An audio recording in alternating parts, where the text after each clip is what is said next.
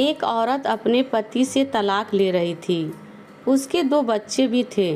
औरत के वकील ने सारे पेपर तैयार कर लिए और अब सिर्फ उसके पति का उन पेपर पर साइन करना बाकी था। पति ने वकील से कहा, वकील साहब, मुझे पता है कि तलाक के पेपर पर साइन करने के बाद सारी ज़िंदगी के लिए मैं अपने बीवी बच्चे से दूर हो जाऊंगा। इसीलिए मेरी एक ख्वाहिश है कि पेपर पर साइन करने से पहले मैं अपने पत्नी और बच्चे के साथ कुछ घंटे गुजारना चाहता हूँ। आप मेरी पत्नी से कह दो कि कल सुबह वह मेरे बच्चों को कोर्ट लेकर आ जाए। वहाँ से मैं इन सबको कुछ घंटों के लिए अपने साथ ले जाऊंगा और फिर वापस आकर इन तलाक के पेपर पर साइन कर दूंगा। वकील ने कहा, ठीक है।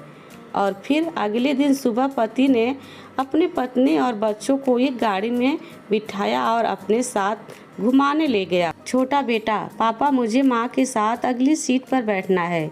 बेटी, नहीं पापा, मम्मी के साथ मुझे बैठना है। इन सबको हटाओ यहाँ से। पापा, अरे हाँ बेटा, आओ तुम दोनों लोग आकर आगे बैठ जाओ। बेटा, पापा मुझे आइसक्रीम खाना है।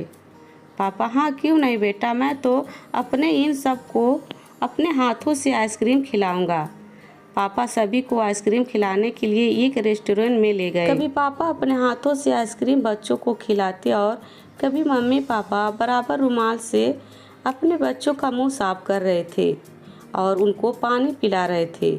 फिर पापा सबको पार्क ले गए। बच्चे कभी पापा से गले लगते और कभी मम्मा से।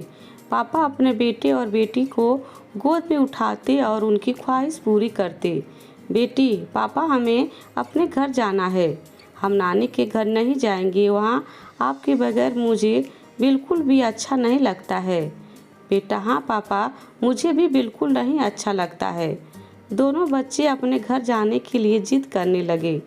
पापा, हाँ बेटा, हम अपने घर ज़रूर चलेंगे। बेटा, पापा मुझे आपकी गाड़ी बहुत अच्छी लगती है। नानी की गाड़ी नहीं अच्छी लगती। मैं बड़े होकर आपकी तरह गाड़ी खरीदूंगा। यह बहुत तेज़ चलती है। पापा आंखों में आंसू लिए, हाँ बेटा ठीक है, पहले तुम जल्दी से बड़ी हो जाओ। काफ़ी वक्त निकल चुका था। वकील भी बार बार फ़ोन कर रहा था कि कोर्ट बंद होने वाला है, जल्दी से वापस आ जाओ। लेकिन बाप का अपनी बीवी बच्चों से बिछड़ने को दिल नहीं कर रहा था। बाप की आंखों से आंसू बहने लगे। बेटी ने पापा को रोते हुए देखा तो पूछने लगी, पापा आप रो क्यों रहे हो?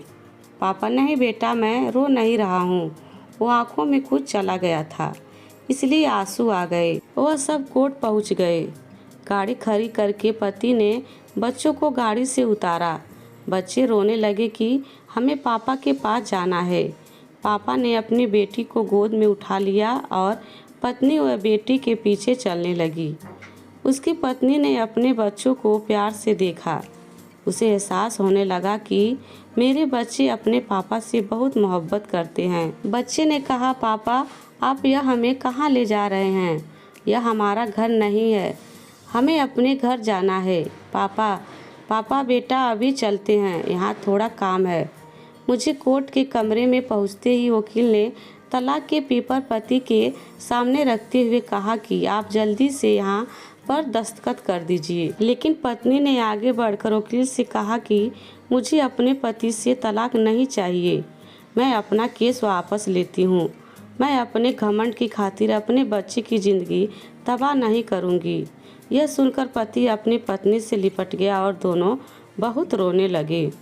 दोस्तों, अगर हम थोड़ा सा अपने घमंड को एक तरफ रख दें और किसी दूसरे के हालात सही करने के बजाय अपने खुद के हालात सही कर ले तो बहुत से रिश्ते टूटने से बच जाएंगे।